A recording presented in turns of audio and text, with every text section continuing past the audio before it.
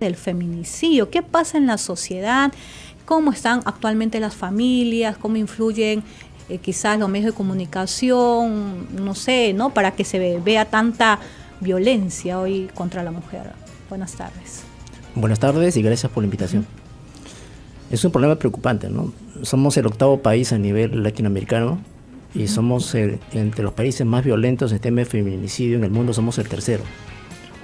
Desde el año 2009 hay 1000 muertes. 1000 muertes en promedio. Tenemos 242 presos por causa de feminicidio en los penales. Es preocupante las estadísticas, ¿no? Son 10 muertes promedio por mes y 2 denuncias diarias, ¿no? En las comisarías mínimo. Entonces, es cierto lo que ustedes han mencionado, el tema ideológico, ¿no? De la nueva izquierda, con esas propuestas de manipuleo de este tema en temas de ONGs internacionales. Y también la buena participación de usted, que este es un tema de anomalía, también de patología. Este es un problema de disfunción, ¿no? Mental del sujeto que agrede, ¿no? Entonces, en Perú el 40% de esos asesinatos son por celos incontrolados, el 20% por infidelidad de la víctima y el otro 20% por tema de negación de la relación. Entonces, es un tema complejo, es un tema social también, jurídico, es un tema de Estado, pero en el tema del análisis del sujeto es un análisis interesante de abordar. Justamente. Sí, por la cantidad tan grande de casos, es que de casos de asesinatos de mujeres, es que ha surgido ya todo un movimiento, ¿no? Social, ¿no? Porque hay marchas, hay movilizaciones que condenan el asesinato de estas mujeres, pero claro, cuando uno va hacia la definición misma de lo que es el feminicidio, es un crimen de odio, ¿no? O sea, que se asesina a una mujer por el hecho de ser mujer, que es distinto al asesinato de una mujer por su pareja, porque hubo celos, porque le robó la plata, totalmente en distinto. fin, ¿no? Porque pelea por el hijo, son cosas diferentes. Son visiones del mundo diferentes. Claro, entonces, pero a la hora de legislar se están confundiendo los términos y nos pueden llevar después a situaciones que van a ser muy incómodas para muchas personas, ¿no? Y tal vez hasta se incurra en las investigaciones científicas son concluyentes. O sea, las investigaciones científicas son concluyentes, ¿no?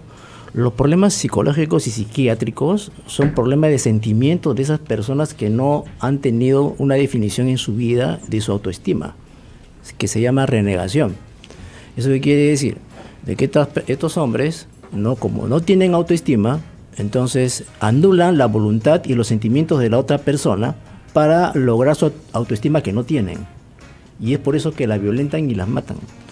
Entonces, los estados de salud mental, como usted muy bien dice, ¿no? Son deseos de ganar a toda costa, ¿no? Necesidad de controlar las emociones, dominación, ¿no? Tener prioridad del trabajo sobre todos los aspectos de la vida, que no es malo el trabajo, pero tener un tema de no tener espacios internos de conocimiento de sí mismo genera climas de violencia y discriminación.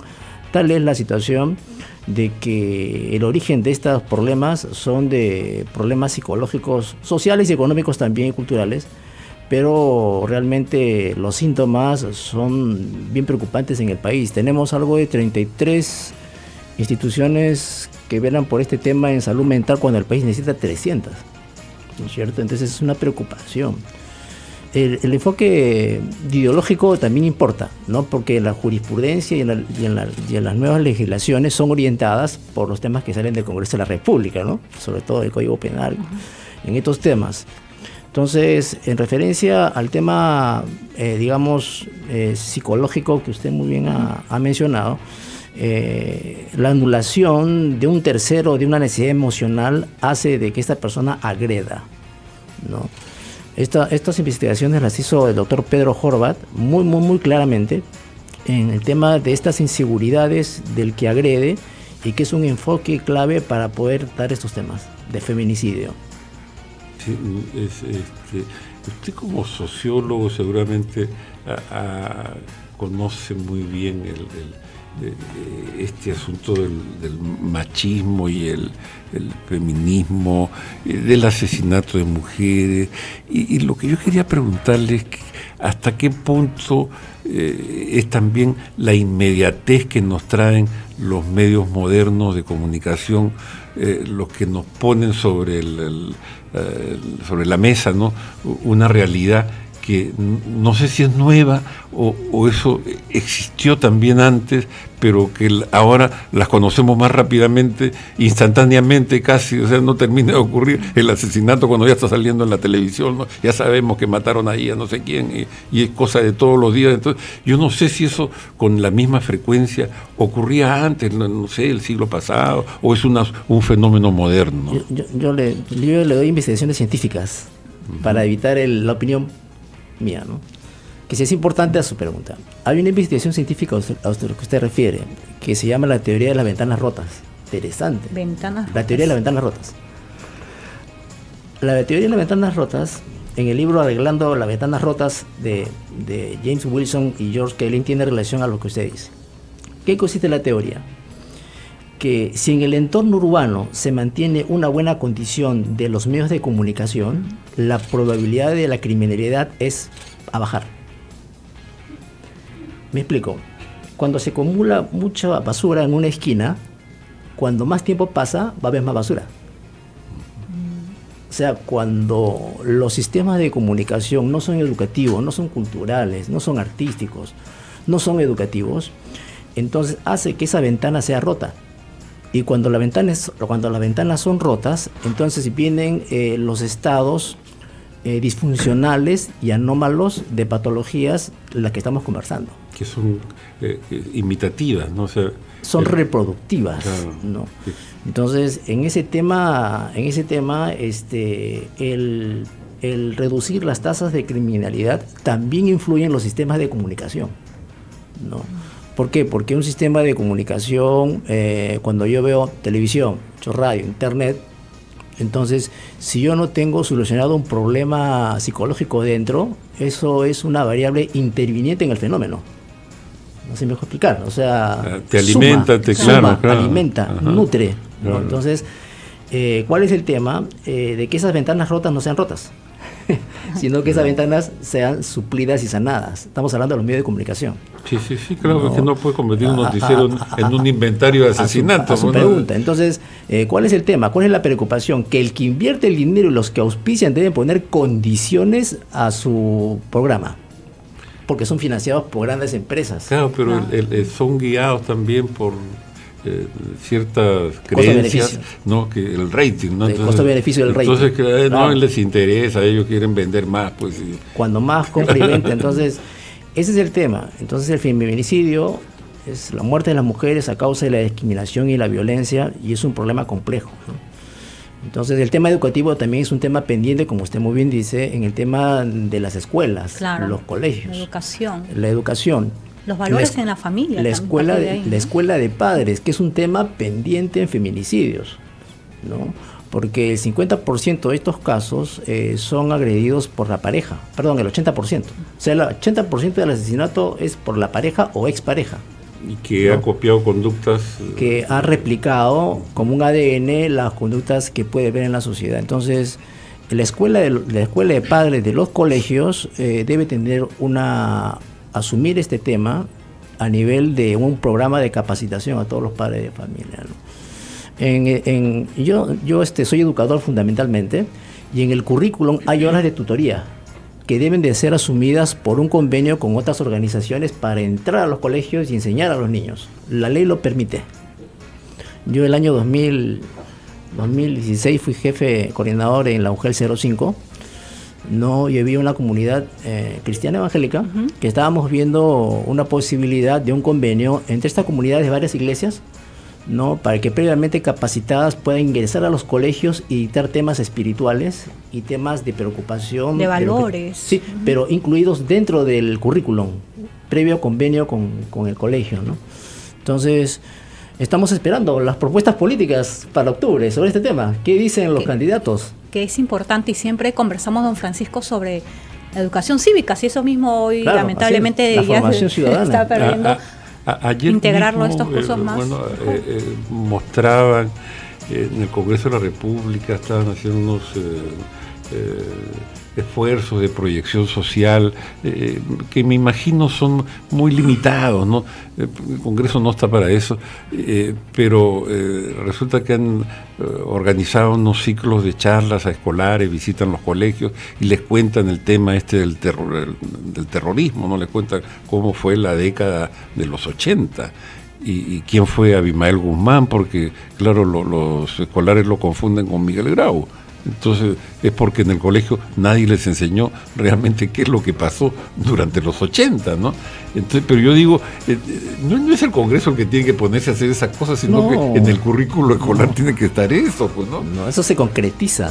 El Parlamento tiene otros fines. Obviamente, ¿no? Entonces, es en el colegio, en el currículum donde deben incluirse estas cosas, ¿no? O sea, no esos esfuerzos que al final están dispersos y que al final se diluyen, ¿no? Yo creo que mejor si se esforzaran en hacer una mejor coordinación con el Ministerio de Educación para que justamente, como bien ha dicho usted, los currículum recojan estas iniciativas, no solo las iniciativas, sino la realidad nacional, ¿no?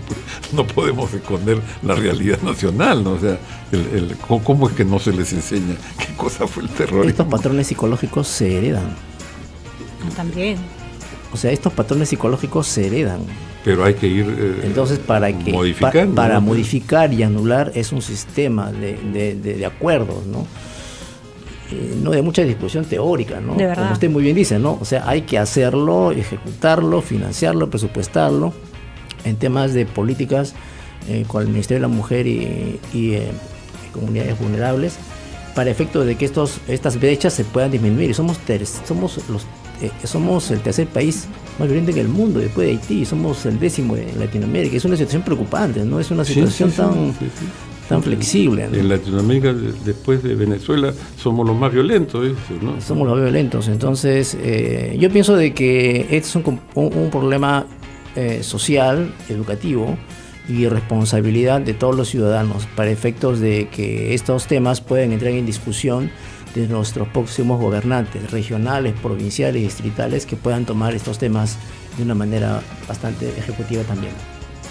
Muy importante lo que menciona aquí el sociólogo Carlos Rubén, son datos, es muy importante y justamente veíamos en las estadísticas, ¿no? Que las víctimas de feminicidio están entre los 18 y 34 años de edad. Sí, y el 1.3% son jóvenes de 17 a 21. Que ni siquiera hablamos de un tema matrimonial, ¿no? Interrumpimos un momentito porque creo que han conseguido la comunicación con el Horacio Justo Badaña desde Buenos Aires, Argentina. ¿Me escuchas, Horacio? Buenas tardes. No, parece que no. A ver si tenemos la señal desde Argentina porque él pertenece a Fundación Libre, un grupo de jóvenes también que ven esos temas conforme a lo que nos va a detallar ahora, nos va a compartir en realidad de lo que se trata. Bien, mientras tomamos la señal, a ver si nos comunican por interno, son 12 del mediodía con 25 minutos, feminicidio en el Perú. Con don Francisco conversamos. ¿Y cómo se llama la violencia contra el varón? Porque le ponen hoy nombres, términos. Androcidio, ¿no? Sí. Algo así. Pero eso no está en las estadísticas. No reflejan la estadística, pero sí existen, ¿ah? Uh-huh. También existen violencias. Pero tampoco es que lo mató porque era hombre, sino que era su pareja, ¿no? Y ella dice que es defensa propia, en fin. Pero a lo que quería ir es que hemos tenido otros programas de repente relacionados con otros temas, pero al final caemos en esto de la salud mental. Y siempre les hago la misma pregunta a otros invitados, doctores, psiquiatras, psicólogos, ¿qué tanto tiene que ver el hecho de la corrupción, el hecho de tener presidentes denunciados, cuando menos denunciados, de corrupción en la salud mental de la gente, ¿no? En el comportamiento de la sociedad, ¿no? Y eso le pedimos al especialista que después de esta entrevista que vamos a hacer a Horacio desde Argentina nos pueda responder. Muy bien, estamos. Ahora sí, ya estamos en comunicación con Horacio Justo Baudaña. Le pedimos disculpas que anteriormente habíamos hecho un intento que después no resultó buena la grabación. Pero ¿me escuchas, Horacio? Buenas tardes.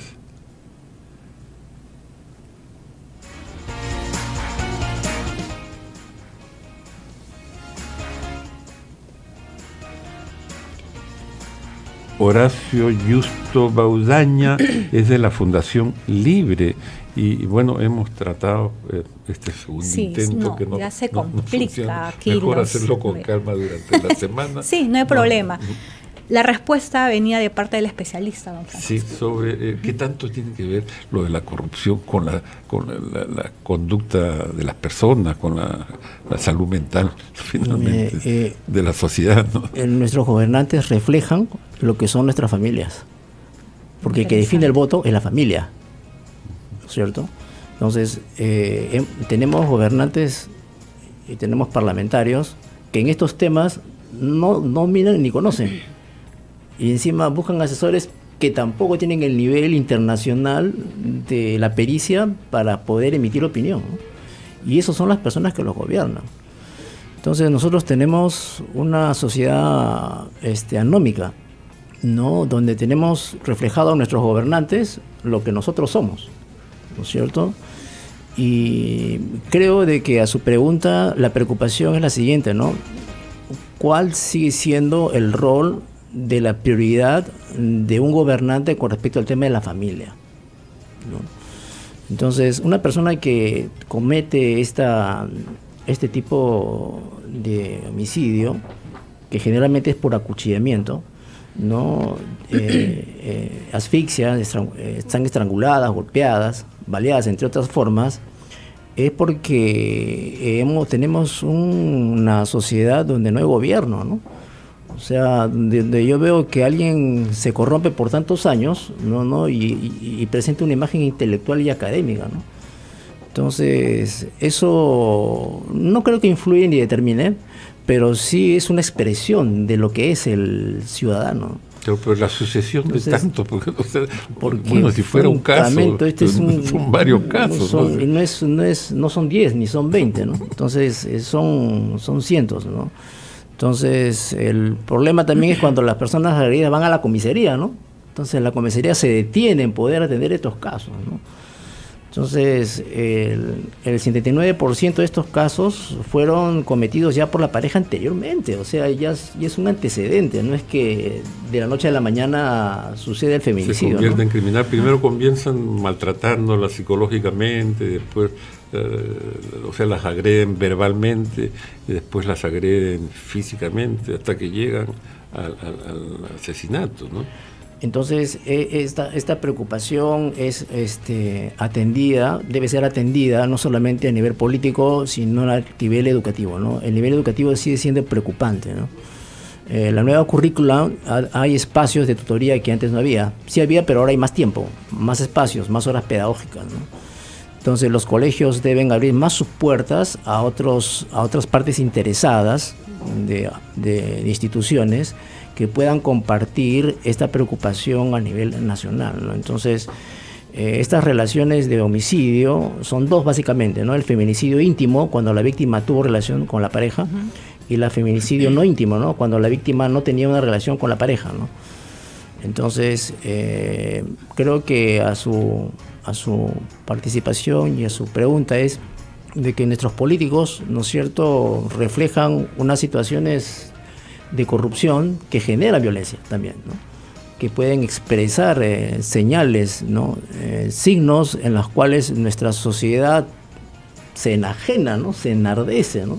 Por estos temas de corrupción que cada momento vemos en la televisión, en el radio, en los periódicos, ¿no?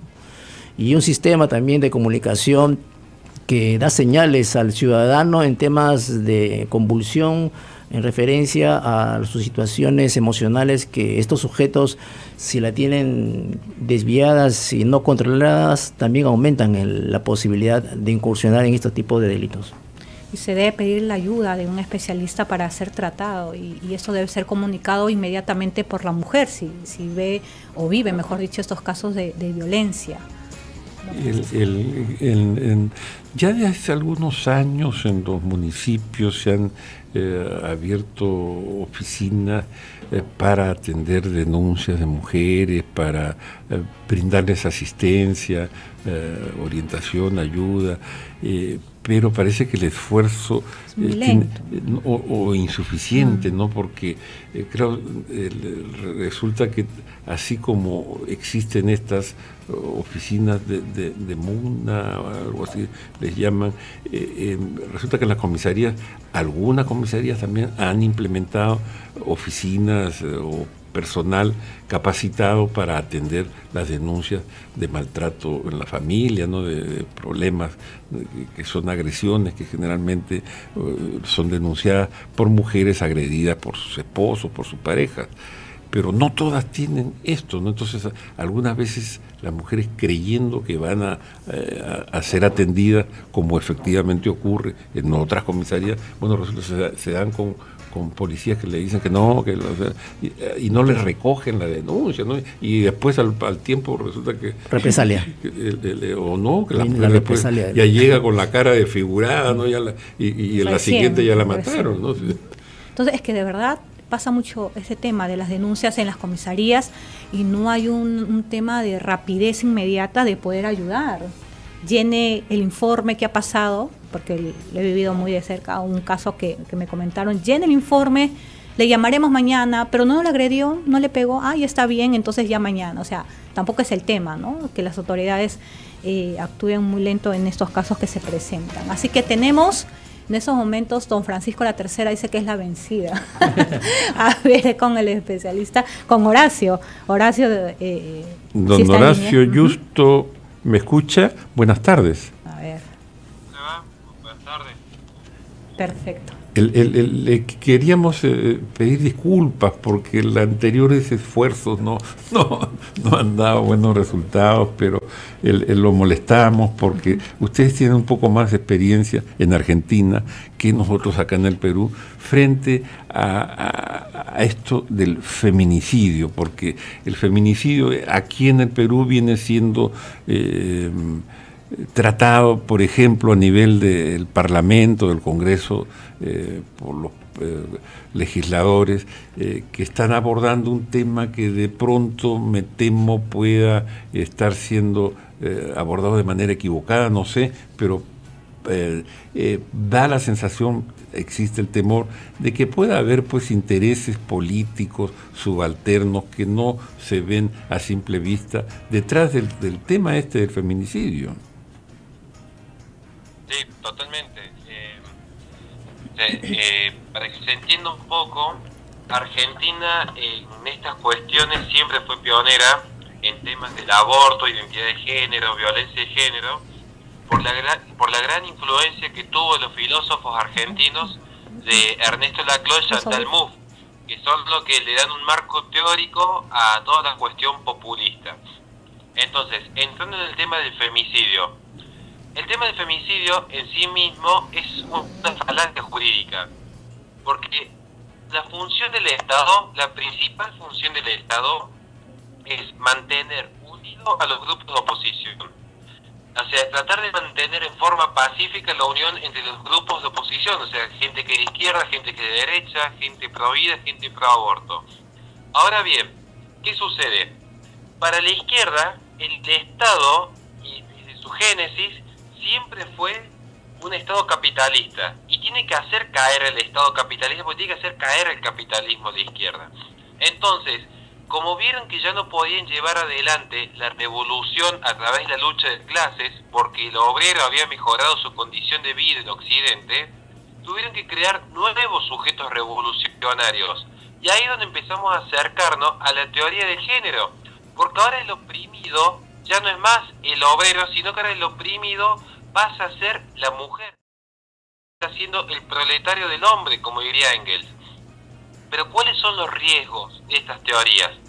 Como bien estuve escuchando recién, es cierto de que la mujer estadísticamente en las relaciones de pareja tiene un mayor porcentaje de violencia que cuando el hombre es víctima. Pero también es cierto que el hombre es víctima muchas veces de relaciones violentas.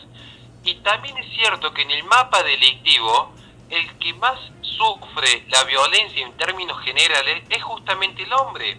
Si uno ve las estadísticas, los homicidios que suceden por cualquier acto delictivo, siempre la víctima es el hombre en general, digamos. Entonces, cuando uno hace un abordaje al femicidio o al feminicidio, que son sinónimos, uno tiene que tener mucho cuidado con qué perspectiva le va a dar, porque esas teorías surgen a partir de los conceptos de violencia de género que están entramados con el feminismo mismo. Entonces, si yo tomo esa visión de que el hombre es naturalmente un potencial violador, un potencial homicida, que por el simple hecho de que la mujer es mujer la va a atacar, ya estoy haciendo un mal análisis de la sociedad. Porque el hombre que ataca a la mujer no la ataca por ser mujer, la ataca por celos, la ataca porque tiene un problema mental, por cuestiones que son ajenas a sí mismo. Hay 20.000 factores en juego. Pero si hago un reduccionismo de llevar la lucha de clases a la lucha de género, yo lo que hago es incrementar el odio dentro de la sociedad, ir separando a los individuos, irlos despojando de su propia identidad y de esa manera favorecer el caos y el conflicto. En Argentina, que desde hace 10 años que se está justamente llevando estadísticas respecto a la tasa de femicidios, se han hecho un montón de marchas feministas, de Ni Una Menos, se ha puesto una intervención impresionante de la izquierda en las universidades para hablar del tema del femicidio, pero no bajó la tasa de delitos, porque es muy simple, están yendo al médico con un dolor de cabeza y le están diciendo al médico que les duelen los dedos. Entonces es obvio que si uno hace un mal análisis nunca van a encontrar la cura. Es un problema real que hay conflictos en la sociedad, pero el abordaje desde la perspectiva de género es lo que está haciendo fallar a todos estos sistemas. Por más que pongan 20.000 leyes respecto al femicidio, que quieran agravar las penas, no van a bajar las tasas de delito. Porque el que comete un delito no lo comete por el simple hecho de que ataca a una mujer, sino que lo comete por cuestiones pasionales que exceden al análisis de un legislador.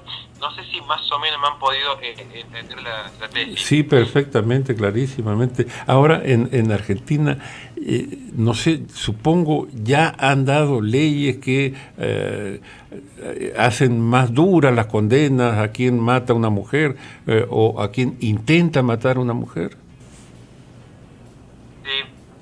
Esas penas existen y sin embargo la tasa de delito en ese aspecto no descendió en ningún momento. Además que genera un conflicto muy grande, porque se quiebra el sistema de igualdad ante la ley. Todos saben que parte de las características que tiene Occidente, además de tener una herencia cultural greco-romana y judeo-cristiana, es que Occidente, los estados están constituidos en esencia sobre los pilares del republicanismo. Implica, entre tantos elementos, la igualdad ante la ley. Ahora, ¿qué sucede? Con el feminicidio, el sujeto pasivo, una de sus características es que tiene que ser mujer. Cuando uno agrava la pena, una de las características por las cuales se agrava el homicidio es cuando el sujeto activo tiene superioridad física sobre el sujeto pasivo. Hay una alevosía. Sin embargo, acá en Argentina ya se está inventando la figura del travesticidio, porque ahí es un hombre matando a otro hombre, simplemente que el sujeto pasivo está disfrazado de mujer. Entonces, como vemos, se genera un estado de incertidumbre impresionante, porque no se sabe bien cuáles son las características del sujeto activo y cuáles son las características del sujeto pasivo. Lo mismo que con el matrimonio igualitario, ¿qué pasaría si dos hombres se matan mutuamente o si una pareja lesbiana se mataran entre ellos? También hay un vacío jurídico ahí, porque en vez de dejar el principio de igualdad ante la ley como estaba antes, quieren dar protección especial en forma demagoga, porque esto en definitiva es demagogia pura, no tiene ningún sustento empírico fuerte estas normas. Entonces empiezan a crear nuevas figuras. ¿Y qué sucede? Se quiebra el Estado, porque el Estado tiene que sí o sí, en principio, un principio moral, asegurar la certeza en la ejecución del derecho. Eso es lo que nos mantiene unidos a los ciudadanos y lo que mantiene unido al pueblo. Si se generan situaciones de incertidumbre, es lógico que en algún punto todas las personas van a empezar a perder intención de relación. Yo no me voy a querer relacionar con otra persona y yo no sé si esa futura pareja mía el día de mañana me va a inventar una denuncia donde yo no tengo prerrogativas para defenderme, va a interpelar a las teorías de género para luego quitarme la visita con mi hijo. O sea, es muy grave la situación porque en el fondo se sigue apuntando a destruir los pilares de la familia. Se facilita muchísimo que el Estado coaccione para que cualquiera pueda disolver el vínculo familiar haciendo un mal análisis de la causa. En vez de atacar la violencia, donde se tiene que atacar realmente, es la izquierda, una ideología violenta desde su génesis, la que le está dando letra a los legisladores. Entonces se viene una situación muy riesgosa y muy peligrosa para los estados. Don Horacio Justio Baudaña, de Fundación Libre, le agradecemos mucho por su paciencia, por sus valiosos comentarios, y hacemos votos por tenerlo pronto nuevamente con nosotros. Ha sido usted muy amable. Muchas gracias. Muy bien, don Francisco. 12 del mediodía con 42 minutos. Sumaba a los aportes también del especialista, aquí el sociólogo que nos acompaña en esta hora, toda la información que ya nos había dado y que de verdad, cómo se vive en cada país. Mencionó algo sobre los transexuales también, que ya tienen el término si son asesinados. Eso de verdad que sorprende, ¿no? Sí, ya hay proyectos de la nueva izquierda, como bien dice el distinguido colega argentino, ¿no? Ya hay proyectos con respecto a esto en el Congreso de la República, ¿no? Para efectos de que haya baños trans, ¿no? En los colegios y en las instituciones, ¿no es cierto? Con la señora Susana Villarán ya estaba el proyecto, ¿no? Para efectos de ingresar a los colegios en Lima y poner el tema de la ideología de género de una manera ya explícita, ¿no? Entonces, como bien dice el distinguido amigo, el enfoque ideológico determina las políticas y las leyes, ¿no? Y esos proyectos están en camino, no son proyectos que... Nos están llevando de la nariz a los parlamentarios para dar leyes que no entienden realmente. Sin embargo, en las distintas bancadas sí hay congresistas que tienen bien claro el tema de la familia, ¿no? Y no la teoría que muy bien dice el distinguido amigo de la lucha ya no de clases. Interesante, ¿no? Sino es una lucha de género, ya, para imponer esta ideología de una manera legal y de una manera jurídica, ¿no? Muy bien, 12 del mediodía con 44 minutos. Vamos a escuchar casos de las noticias que se ven a diario sobre el tema de feminicidio y seguidamente, si ya tenemos en línea al doctor Abel Sagástegui, quien nos va a hacer un comentario, él como psiquiatra, para hablarnos sobre este tema de conducta también, ¿no? O salud mental, mejor dicho. Un nuevo feminicidio ocurrió esta madrugada en San Juan del Lurigancho. Un hombre identificado como George Jan Lau Barrios, de 28 años, acabó con la vida de su novia Gaby Judith Vázquez Gómez. El escenario del cruel asesinato fue el departamento que la joven pareja había alquilado en la cuadra 9 de la calle Los Chasquis. En horas de la madrugada, el asesino confeso llegó en estado de ebriedad al departamento. Allí se encontraba descansando su pareja. Aparentemente, una discusión iniciada por celos se descontroló. La joven de 25 años le habría reclamado a George los mensajes encontrados en su celular, que serían de una supuesta amante. Ella habría comenzado a golpearlo. George reaccionó apuñalándola a su pareja varias veces. Los vecinos aterrados llamaron a la policía y a los paramédicos. La mujer falleció al instante, mientras su agresor huyó del lugar, pero a las pocas horas se entregó en la comisaría y confesó el crimen. De un nuevo caso de feminicidio que esta vez ha cobrado la vida, pues, de Dominica Belis Caizahuana, esta mujer de 30 años, quien fue hallada muerta hoy debajo de su cama en el asentamiento humano Sagrado Corazón de Jesús en el RIMAC. El principal sospechoso de este asesinato es su enamorado, Joel Quispe Jorge, quien se encuentra, miren ustedes, no ha habido con paradero desconocido desde que se reportó la muerte de esta mujer. Este sujeto, se señala, la habría atacado con una piedra en la cabeza luego de asfixiarla porque se atrevió a terminar la relación que mantenían desde hace 2 años. Bueno, una de las hermanas del presunto homicida, quien fue quien denunció justamente el hecho ante la comisaría de Flor de Amancaes. Los agentes llegaron hasta la segunda etapa del mencionado asentamiento humano, donde se encontró el cadáver de esta mujer. Así es, personal de criminalística de la Policía Nacional continúa con la investigación del caso. Terrible, ¿no? La mató porque terminó la relación. Increíble, una vez más, un hecho de sangre por estas historias macabras, ¿no? Y con el mismo móvil, ¿no? Reiterativo, ¿no? Sí. Porque terminas la relación, no soporta o no acepta esa situación y decide terminar con la vida de la pareja. ¿Qué clase de amor es ese? Enfermo, totalmente. Algo así como que si no eres mía, no eres de nadie. Terrible. Yo, como le vuelvo a decir, solamente decirle a mi hermano que se entregue a las autoridades, a la policía y que asuma su responsabilidad nomás. Porque la policía, de todas maneras, si él te va a encontrar en cualquier momento y va a ser peor, porque él sabe también que es un paciente de hemodiálisis y no puede estar más de 3-4 días sin hacer diálisis. Él se dializa 3 veces a la semana. 12 del mediodía con 47 minutos. Formas de homicidio, justamente como lo comentábamos hace un momento, ¿no?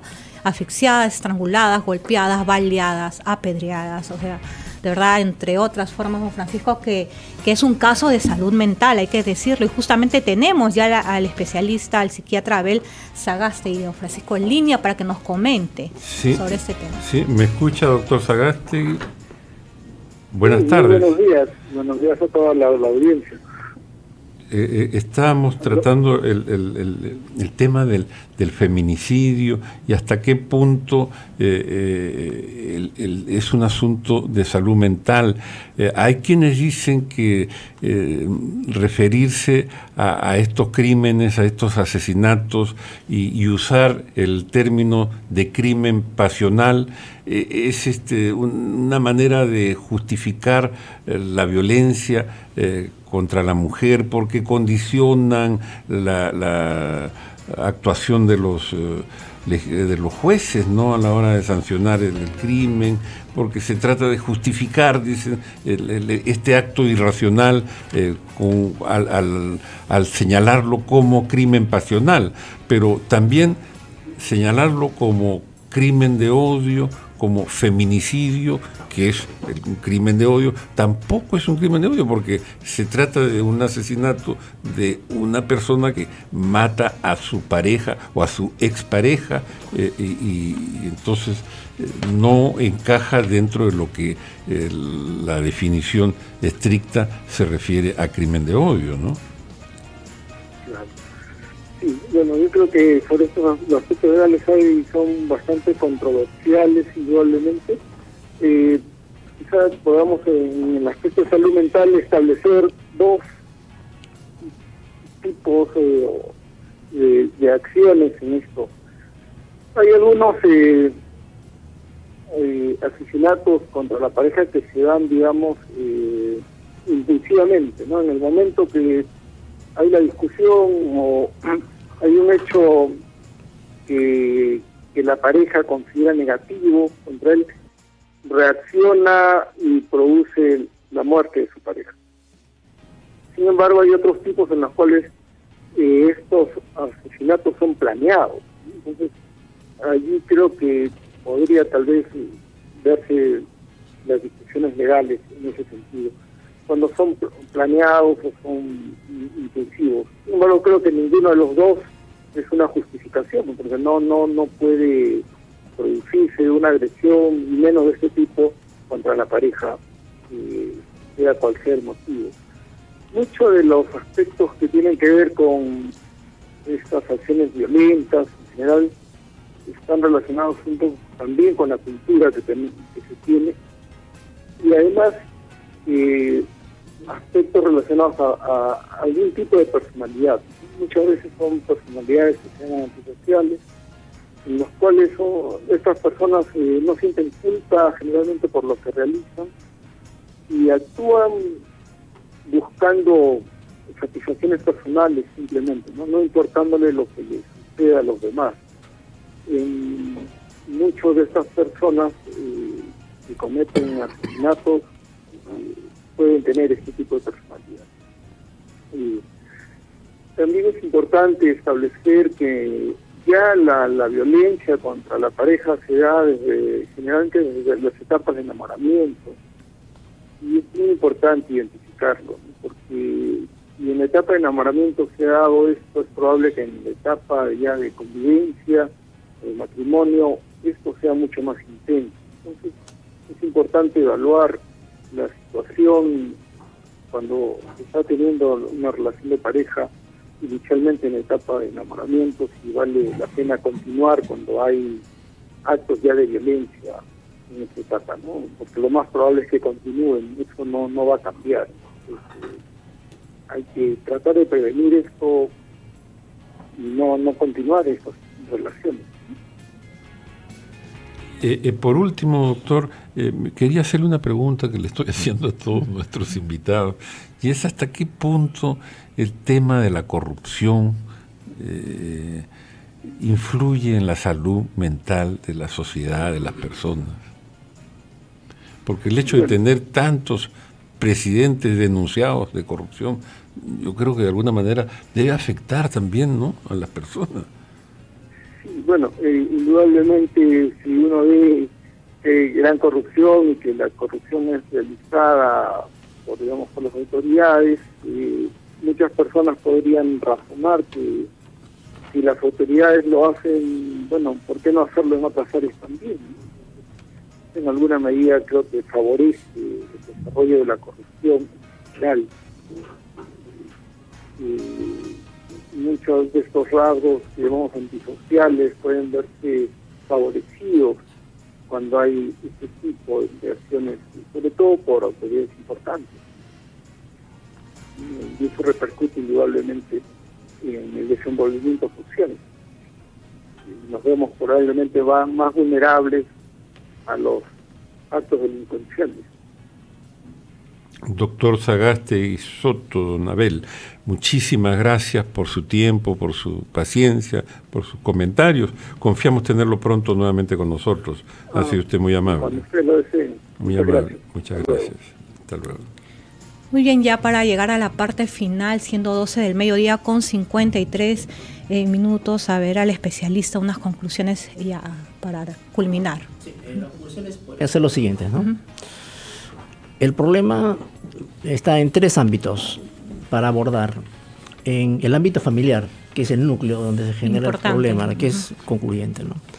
El otro es de la comunidad y la influencia de los medios de comunicación. Y el otro, la atención del Estado, ¿no?, en referencia a atención a estos problemas, ¿no? Entonces, tanto el ámbito familiar como la comunidad, las municipalidades y el Estado y todo el Poder Ejecutivo con el Legislativo deben tener una visión integral sistémica de atención para erradicar la discriminación y la violencia contra la mujer y los obstáculos que permanecen en nuestras legislaciones, ¿no?, que a veces dificulta la diligencia del Estado y mantener estereotipos, ¿no?, de comportamientos, ¿no?, que, como hemos mencionado, no son normales, sino son anómalos. Desde este enfoque, el machismo es una realidad en nuestro país y no es ajena a esta conversación. Tenemos una sociedad con valores y parámetros machistas, tanto en los varones, y creo que el término educativo, el tema educativo, debe modificar estos patrones también en referencia a un mayor compromiso, ¿no?, de todos los estamentos para efecto de que estos patrones de salud mental puedan ser superados y que no se pueda replicar, ¿no?, en nuestros niños, nuestros jóvenes. Muy bien, don Francisco, con esta parte llegamos a la parte final. Sí, expresarle también nuestro agradecimiento al doctor Carlos Rubén Portal Torres por su participación en el programa. Claro que sí, bien, siendo 12 del mediodía con 55 minutos, hemos conversado sobre un tema muy importante, la violencia contra la mujer. Hay que erradicarlo, pero como decía nuestro especialista aquí invitado, empecemos por la familia, por la comunidad y también un rol muy importante que le compete al Estado. A ver si nos informa. Muy bien, tenemos al pastor Jorge Huanca, sí, efectivamente, en línea, porque es importante, don Francisco, recalcar que también la iglesia influye en ese tema y trabaja mucho con la familia. Así que qué mejor el pastor para que nos dé a la luz de la Biblia realmente que en todo lo que se expresa hay un rechazo hacia la violencia contra la persona, sobre todo, y en este caso que estamos hablando contra la mujer. Así que vamos a conversar. Sí, lo tenemos en línea. Pastor Jorge Huanca, buenas tardes. Buenas tardes, Dios le bendiga grandemente a todos los hermanos y amigos que están a la sintonía de Teleradio. Justamente estamos aquí para poder compartir. Sí, pastor, gracias por atender nuestro llamado y lo hacemos porque queríamos también su opinión, su comentario respecto a los casos que están resultando, o por lo menos es la sensación que tenemos, ya demasiado frecuentes, ¿no?, de asesinatos de mujeres, de violencia contra la mujer. Sí, justamente viendo las últimas informaciones, sí, las últimas noticias, nos encontramos con todo un sinfín de ataques muy violentos sobre la mujer. Analizándolo a la luz de la palabra de Dios, pues nos podemos ubicar que son momentos difíciles, ¿no? Difíciles, consecuencias de la misma condición espiritual de las personas. Y del pecado justamente que abunda en las personas, en el mundo, por su ausencia de Dios en sus vidas. ¿Y cómo hacer para, porque preocupa que la cantidad de casos, ¿no? ¿Cómo hacer para que esto no siga ocurriendo, o por lo menos no siga ocurriendo con tanta frecuencia, ¿no? Sí, urgente como colectividad, las personas, las autoridades, la familia, tiene que trabajar en transferir normas y valores para cada uno de los hijos, para la comunidad, para la sociedad, y la mejor manera es transmitiendo el mensaje del reino de los cielos, la palabra de Dios. Pastor, muchísimas gracias por su tiempo, por su comentario. Confiamos tenerlo pronto nuevamente por acá, por la radio. Queremos verlo. Muchas gracias. Efectivamente, don Francisco, no se preocupe, estamos de cerca con Betel y también lo estaremos visitando personalmente.